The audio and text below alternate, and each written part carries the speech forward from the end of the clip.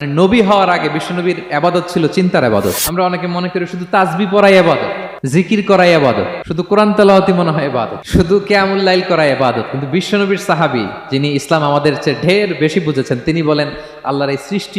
আলে ইমরানের 190 নম্বর আয়াতে আল্লাহ তাআলা বলেছেন, যারা আকাশ বাতাস পৃথিবীর সৃষ্টি নিয়ে চিন্তা করে এবং সর্ব অবস্থায় আল্লাহ তাআলার জিকির করে, ওয়াতাফাক্কারুনা ফি খালকিস সামাওয়াতি ওয়াল আরদ, এবং তারা তাফাক্কুর করে, ক্রিটিক্যাল থিংকিং করে, এবং তারা বলে মা খালাকতা হাযা বাতিলা, হে আল্লাহ তুমি অনর্থক কিছু সৃষ্টি করো নাই। মনে রাখবেন, এই পৃথিবীতে আল্লাহ তাআলা অনর্থক কোনো কিছু সৃষ্টি করে নাই, করেছে? যেটাই সৃষ্টি করেছে এটা এর মধ্যে মানব কল্যাণ আছে না নাই? আল্লাহ তাআলা আমাদের জন্য কল্যাণ রেখেছেন। এবং এই আয়াত যখন নাজিল হল, বিষ্ণু ইসা ইসলাম বললেন, ওয়াইলুন লিমান কারাআহা ওয়া লাম ইয়াতাফাক্কার ফিহা, ধ্বংস তাদের জন্য যারা এই আয়াত তেলাওয়াত করে কিন্তু এই আয়াত নিয়ে চিন্তা করে না, গবেষণা করে না। এবং কোরআনের বিভিন্ন আয়াতে আল্লাহ তাআলা বিশ্বনবীকে বলেছেন, নবী হে, আপনি আপনার উম্মতদেরকে নবীদের ঘটনা শোনান। কোরআনের 3 ভাগের 1 ভাগ হচ্ছে ঘটনা। পুরো কোরআনের 3 ভাগের 1 ভাগ কি? ঘটনা, স্টোরি টেলিং। কারণ গল্প মানুষের মনে দাগ কাটে।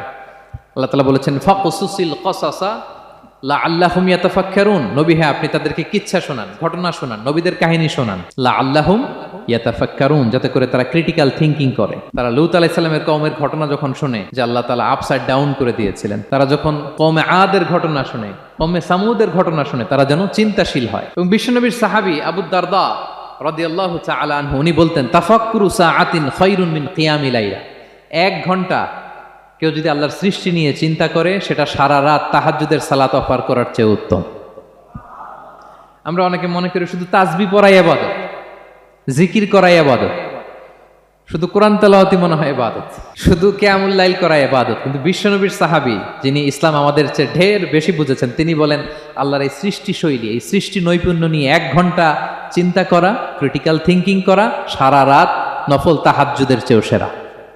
এবার বলেন, আমাদের চিন্তা করার দরকার আছে না নাই? ব্রেনটা খাটাবেন তো? এই যে যারা কনভার্টেড মুসলিম হয়, এরা কিন্তু অনেক চিন্তা ফিকির করে, নিজের সাথে নিজে বোঝাপড়া করে, ক্রিটিক্যাল থিংকিং করে, তাদের অ্যানালজি কাজে লাগিয়ে, আল্লাহর দেয়া ব্রেনকে কাজে লাগিয়ে এরপরে শাহাদা পাঠ করে, এমনি এমনি না।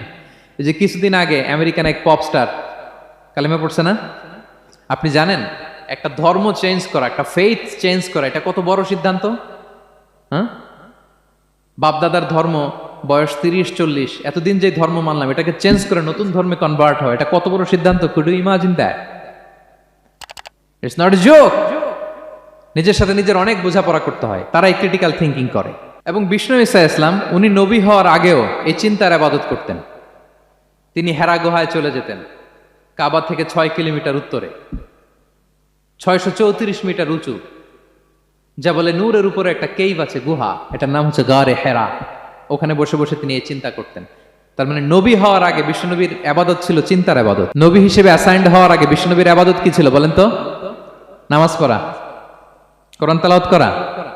কোরআন তো নাজিলই হয় নাই, কোরআন তেলাওয়াত করবে কেমনে? তখন 6 মাস বসে বসে উনি ওখানে কি করেছেন বলেন? ধ্যানমগ্ন ছিলেন, তিনি চিন্তা করতেন। ওইটাই ছিল ওনার আধ্যাত্মিক শিক্ষায়তন। ওই নির্জন গুহার মধ্যে উনি যখন চিন্তায় মগ্ন ছিলেন, আল্লাহর সৃষ্টি শৈলী নিয়ে চিন্তা করতেন, ঠিক ওই মুহূর্তে, অন্তিম মুহূর্তে, ওই মাহেন্দ্রক্ষণে নাজিল হয়েছে ইকরা বিসমি রাব্বিকাল্লাযী খালাক, read in the name of your Lord who has created, পড়ো তোমার প্রভুর নামে যিনি তোমাকে সৃষ্টি করেছেন, শিক্ষা দিয়েছেন। তাহলে সম্মানিত সুধী, ইসলামের সূচনা হয়েছিল, এটা বলা যায় ফাইনালি যে ইসলামের সূচনা হয়েছিল এই চিন্তার ইবাদতের।